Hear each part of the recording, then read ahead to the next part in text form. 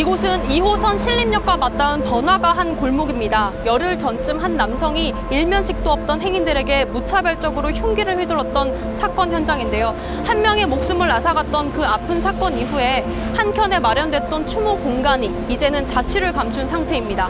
여전히 일부 상인들과 시민들은 불안함을 호소하고 있습니다. 이 일대에서 비슷한 범행을 예고하는 글들이 온라인에서 계속해서 올라오고 있기 때문인데요.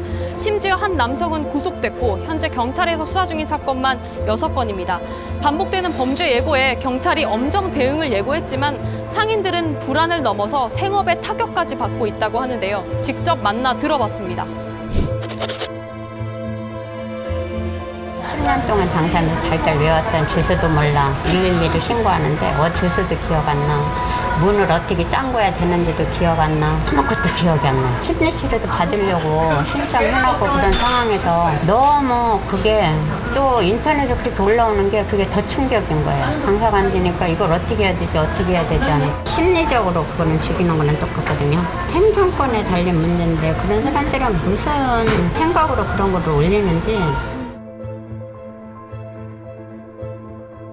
상황 좋아지면 다시 불러라. 너무 여기 와서 일하는 게 오히려 손님이 없으니까 더 스트레스 받고 힘들다. 코로나 때도 너무 힘들었는데 지금은 코로나 상황보다 더 어렵고 직원 월급은 줘야 되고 월세는 내야 되잖아요. 점점 날이 더워지니까 숯불이니까 좀 기피하잖아요. 휴가 지금 이 시간에는 겹쳐져 있다는 또 그럴 수 있다라는 저녁 거는 시간이 가면 흐르면은 잊어먹는데 그게 또 그러고도 싹 줄어들어요 오히려. 이곳은 신림역 골목에서만 15년 넘게 영업을 이어왔다는 한 음식점인데요. 보시는 것처럼 평소라면 점심시간대라서 26개 테이블이 모두 다 꽉 차 있어야 할 시간대인데 지금은 테이블 곳곳이 텅 비어있는 상황입니다. 매출이 거의 반토막 났다고 생각이 돼요. 지금 손님 지금 다 계속 받고 있어야 되는데 이제 안 들어와요. 거의 저녁도 마찬가지고 낮에도 마찬가지고 여름 하계 휴가라고 해도 이제 손님들 받고도 해야 되니까 한 이틀? 많이 쉬어야 3일 이렇게 쉬는데 요즘에는 한 일주일 넘게 그냥 휴가 가시는 분들도 많더라고요. 장사가 안 되니까는. 때문에 사건 현장 인근에선 아예 인근 지구대 순찰차 한 대가 24시간 거점 배치돼 반경 300~400m를 순찰하고 있고요. 기동대 버스가 상시 대기하면서 인력 20여 명이 투입돼 도보 순찰까지 나서고 있는 상황입니다. 저희가 순찰을 할 때 주치자, 다른 사람들에게 피해를 줄 수 있을 것 같은 불심자들을 대상으로 순찰을 강화하고 있습니다. 지금 거점 근무를 2~3군데에서 전 직원들이 나눠서 하고 있기 때문에 좀 더 역 골목 안쪽으로 들어와 봤는데요. 2호선 신림역과 신림선 신림역의 일평균 이용객 수는 지난해 11만 명을 넘어설 정도로 서울에서 가장 유동인구가 많은 곳 중에 하나로 꼽히는데요. 하지만 거리는 부쩍 한산해졌고 오가는 사람들도 눈에 띄게 줄었습니다. 상인뿐 아니라 청년 1인 가구의 불안감 역시 가시지 않고 있습니다.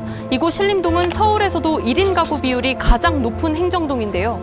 지난 6월 서울시가 공개한 데이터에 따르면요. 신림동의 1인 가구 수는 11,993명으로 총 인구수 대비 1인 가구 비율이 63%에 달했습니다.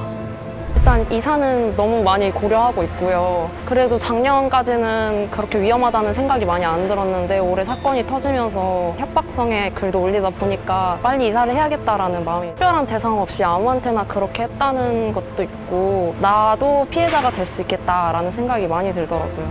특히 이번 사건이 이목을 끌었던 건 불특정 약자를 대상으로 한 범행이 아니라 일반 성인 남성을 공격 대상으로 삼았다는 점에 있었죠. 저희 취재진이 만났던 일부 시민 가운데는 나도 범죄 피해자가 될 수 있었다는 생각에 난생 처음 큰 불안함을 느꼈다는 남성도 있었습니다. 공포의 공간으로 변했죠. 사람들을 믿을 수가 없는 것 같아요. 목적이 없다 보니까 목적이 없다는 게 제일 무서운 것 같아요. 일하려고 오긴 했는데요. 오기 꺼려지기도 했고요. 뒤를 너무 많이 돌아보는 것 같아요.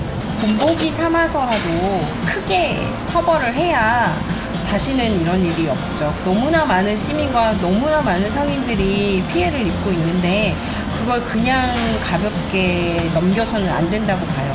우리가 이른바 이런 묻지마 범죄에 더 큰 공포를 느끼는 이유, 그리고 그 이후에 이런 유사 협박 범행이 잇따르는 이유는 뭘까요?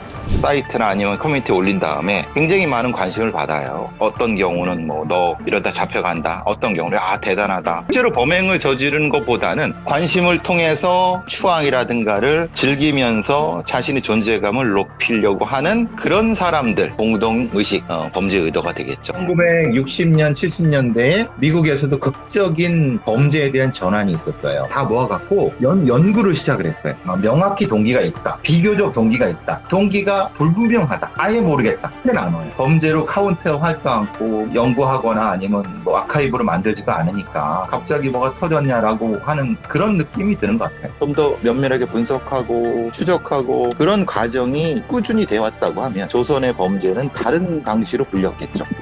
사실 우리 사회는 이런 범죄가 발생할 때마다 묻지마 범죄, 사이코패스 범죄라며 손쉽게 뭉뚱그려 소비해 왔는지도 모릅니다. 사실 묻지마 범죄라는 게 명확한 정의조차 없는 실정인데요. 가장 어려운 범죄에 찌마라는 타이틀을 만들고 가장 쉬운 답인 사이코패스가 원인이라고 지금까지 그렇게 답을 해왔죠. 그 사람들의 개인적인 특성은 살펴보지 못했는데 분노라는 아주 추상적인 단어를 이야기를 하잖아요. 그 분노가 어디서 만들어졌는지는 다 이야기를 못하는 거니까. 줄어들고 있다는 살인 건수 통계와 강력범죄 통계만으로는 우리의 안전을 담보할 수 없죠. 앞으로는 범죄 발생 중심이 아닌 범죄자의 다양한 동기를 중심으로 한 범죄 연구가 뒤따라야 할 것으로 보입니다.